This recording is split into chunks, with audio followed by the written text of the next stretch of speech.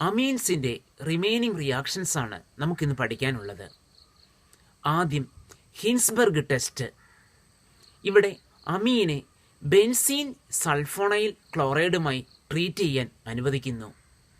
Primary അമീനും secondary അമീനും tertiary അമീനും ഈ ടെസ്റ്റ് വഴി നമുക്ക് വേർതിരിച്ച് അറിയാൻ സാധിക്കും. ഒരു പ്രൈമറി അമീനെ ബെൻസീൻ സൾഫോണൈൽ ക്ലോറൈഡ് അഥവാ ഹിൻസ്ബർഗ് റിയേജന്റുമായി ട്രീറ്റ് ചെയ്താൽ N alkyl benzene sulfonyl amide കിട്ടും. ഈ കോമ്പൗണ്ട് ആസിഡിക് ആയതുകൊണ്ട് NaOHൽ ഡിസോൾവ് ചെയ്യുന്നു. സെക്കൻഡറി അമീനെ ഹിൻസ്ബർഗ് റിയേജന്റുമായി ട്രീറ്റ് ചെയ്താൽ NN di alkyl benzene sulfonyl amide കിട്ടുന്നു. ഈ കോമ്പൗണ്ട് NaOHൽ ഡിസോൾവ് ചെയ്യുന്നില്ല. എന്നാൽ ടെർഷറി അമീൻ ഹിൻസ്ബർഗ് റിയേജന്റുമായി റിയാക്ട് ചെയ്യുന്നില്ല. നമുക്ക് നോക്കാം. Hinsberg reagent benzene sulfonyl chloride ആണ്. ഇതിനെ ഒരു പ്രൈമറി അമീനുമായി റിയാക്ട് ചെയ്യാൻ അനുവദിക്കുന്നു എന്ന് കരുതുക.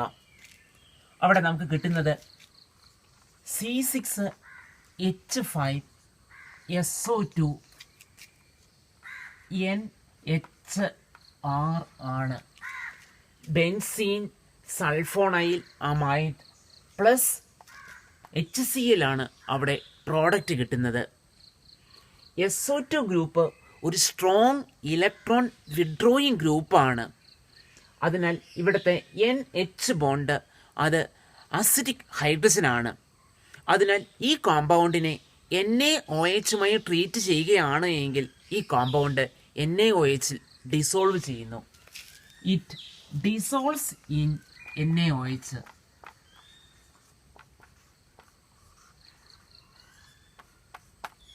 ഒരു പ്രൈമറി അമീനെ ഹിൻസ്ബർഗ് റിയേജന്റുമായി ട്രീറ്റ് ചെയ്താൽ N alkyl benzene sulfonyl amide കിട്ടും. ഈ കോമ്പൗണ്ട് NaOHൽ ഡിസോൾവ് ചെയ്യുന്നു. ഒരു സെക്കൻഡറി അമീനെയാണ് ഹിൻസ്ബർഗ് റിയേജന്റുമായി ട്രീറ്റ് ചെയ്യുന്നതെങ്കിൽ നമുക്കവിടെ കിട്ടുന്നത് C6H5SO2 NR2 ആണ്. NN di alkyl benzene sulfonyl amide. ഇവിടെ NH ബോണ്ട് ഇല്ല. സോ ഈ കോമ്പൗണ്ട് അസിഡിക് അല്ല. അത് NaOHൽ ഡിസോൾവ് ചെയ്യുന്നില്ല.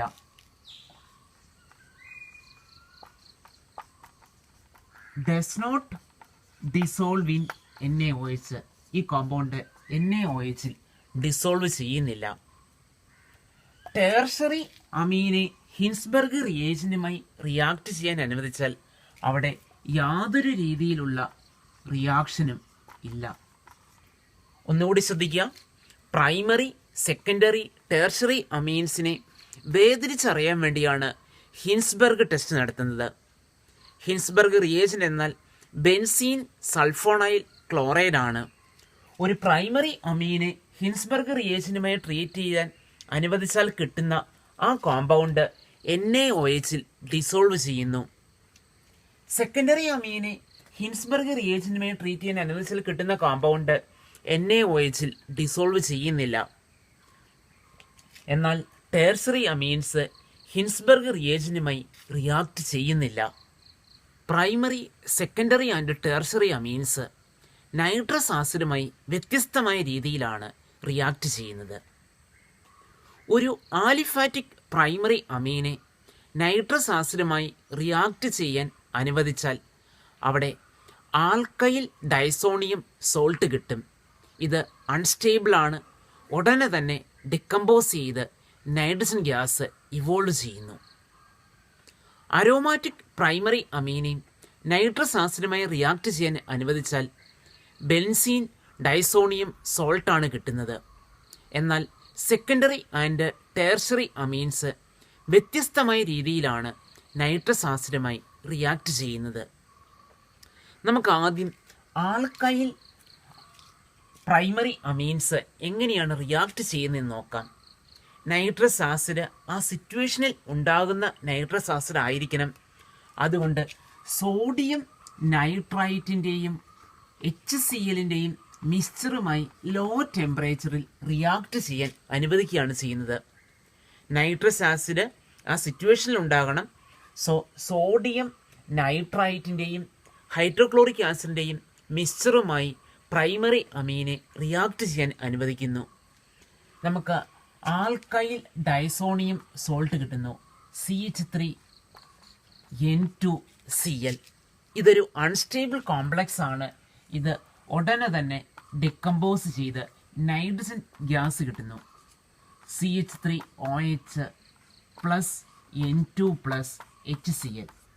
ഇവിടെ ഉണ്ടാകുന്ന ആ നൈട്രജൻ ഗ്യാസിൻ്റെ വോളിയം അളന്ന് ക്വാണ്ടിറ്റേറ്റീവായി അമീനിൻ്റെ അളവ് നമുക്ക് കണ്ടെത്താൻ സാധിക്കും. അതേപോലെ അരൈൽ അമീൻസും നൈട്രസ് ആസിഡുമായി റിയാക്ട് ചെയ്യുന്നു. സോഡിയം നൈട്രൈറ്റും HClൻ്റെയും മിക്സ്ചറുമായി റിയാക്ട് ചെയ്യാൻ അനുവദിക്കുന്നു. നമുക്ക് കിട്ടുന്നത് ബെൻസീൻ ഡയസോണിയം സോൾട്ടാണ്, N2Cl കിട്ടുന്നു.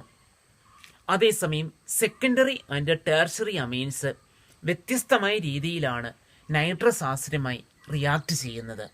ഫിനോളിലെ പോലെ അനിലിനിലും ഓർത്തോ ആൻഡ് പാരാ പൊസിഷൻസിലാണ് ഇലക്ട്രോൺ ഡെൻസിറ്റി കോൺസെൻട്രേറ്റ് ചെയ്യുന്നത്.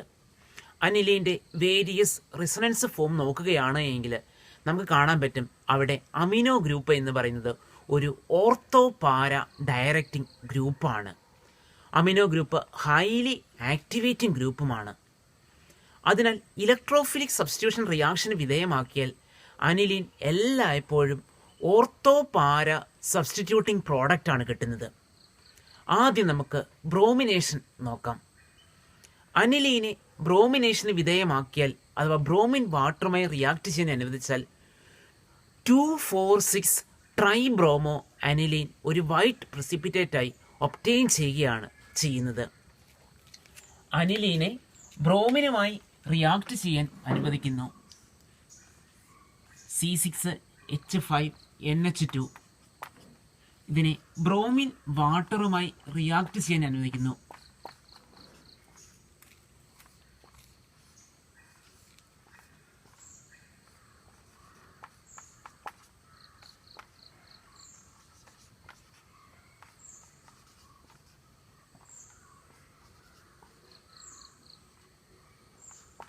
നമുക്ക് കിട്ടുന്നത് 2,4,6 ട്രൈബ്രോമോ അനിലീനാണ്.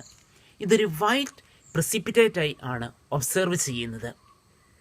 ഇവിടെ amino group highly activating group ആയതുകൊണ്ടാണ് എല്ലാ ഓർത്തോ ആൻഡ് പാരാ പൊസിഷൻസിൽ ഇലക്ട്രോഫിലിക് സബ്സ്റ്റിറ്റ്യൂഷൻ നടക്കുന്നത്.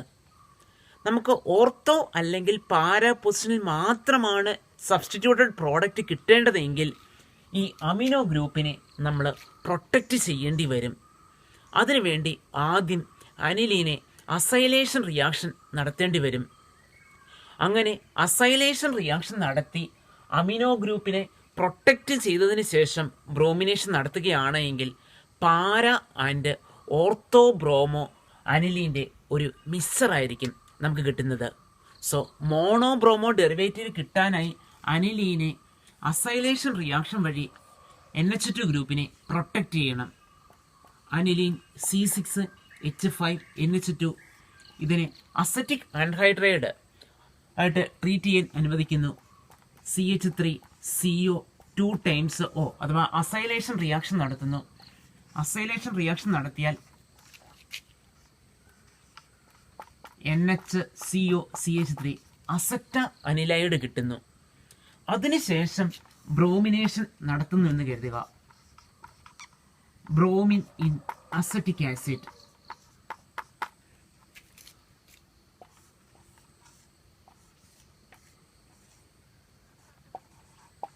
NHCOCH3 ഇവിടെ പാരാ പൊസിഷനിലാണ് ബ്രോമിൻ സബ്സ്റ്റിറ്റ്യൂട്ട് ചെയ്യപ്പെടുന്നത്.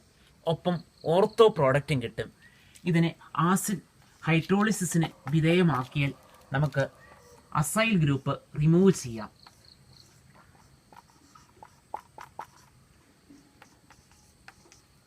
ഒന്നുകൂടി ശ്രദ്ധിക്കുക, ഇവിടെ അമിനോ ഗ്രൂപ്പ് ഹൈലി ആക്ടിവേറ്റിംഗ് ഗ്രൂപ്പാണ്. അത് ഓർത്തോപാര ഡയറക്റ്റിംഗ് ആണ്.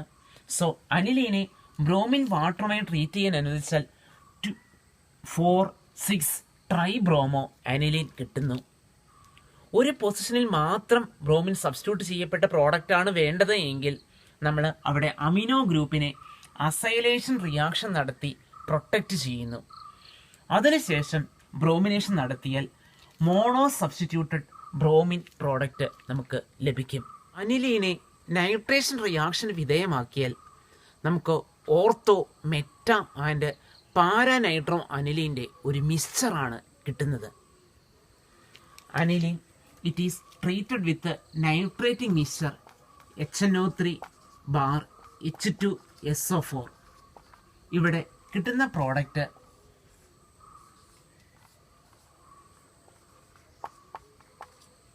പാരാ പൊസിഷനിൽ നൈട്രോ പ്ലസ്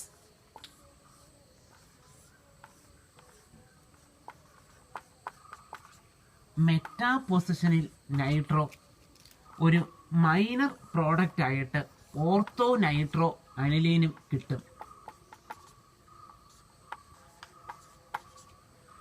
നമുക്കറിയാം അമിനോ ഗ്രൂപ്പ് എന്നത് ഒരു ഓർത്തോ ആൻഡ് പാരാ ഡയറക്റ്റിംഗ് ഗ്രൂപ്പാണ്. അതിനാൽ നമുക്ക് പ്രോഡക്റ്റായി കിട്ടേണ്ടത് പാരാനൈട്രോ അനിലീനും ഓർത്തോ നൈട്രോ അനിലീനുമാണ്. ഇവിടെ ഒരു മേജർ പ്രോഡക്റ്റായി മെറ്റാനൈട്രോ അനിലീൻ ലഭിക്കുന്നുണ്ട്. അതിൻ്റെ കാരണം ഇവിടെ അനിലീൻ ബേസിക് ആണ്. സ്ട്രോങ് അസിഡിക് കണ്ടീഷനിൽ ഇത് അനിലീനിയം സോൾട്ട് ഫോം ചെയ്യുന്നു. C6H5NH3 എന്ന അനിലീനിയം സോൾട്ട് ഫോം ചെയ്യുന്നു. ഈ NH3 positive group meta directing ആയതിനാലാണ് നമുക്കിവിടെ മെറ്റാനൈട്രോ അനിലീൻ ഒരു മേജർ പ്രോഡക്റ്റായി ലഭിക്കുന്നത്. എന്നാൽ പാര അല്ലെങ്കിൽ ഓർത്തോ നൈട്രോ അനിലീൻ മാത്രമാണ് നമുക്ക് ലഭിക്കേണ്ടതെങ്കിൽ ഇവിടെ അമിനോ ഗ്രൂപ്പിനെ അസൈലേഷൻ റിയാക്ഷൻ വഴി പ്രൊട്ടക്റ്റ് ചെയ്യണം. അതിനുശേഷം നൈട്രേഷൻ നടത്തുകയാണ് എങ്കിൽ പാര ആൻഡ് ഓർത്തോ നൈട്രോ അനിലീൻ്റെ ഒരു മിക്സ്ചർ നമുക്ക് ലഭിക്കും. അനിലീനെ സൾഫോണേഷൻ റിയാക്ഷന് വിധേയമാക്കുകയാണ് എങ്കിൽ പ്രധാനമായും പാരാ പൊസിഷനിലാണ് സൾഫോണൈൽ ഗ്രൂപ്പ് ഇൻട്രൊഡ്യൂസ് ചെയ്യപ്പെടുന്നത്.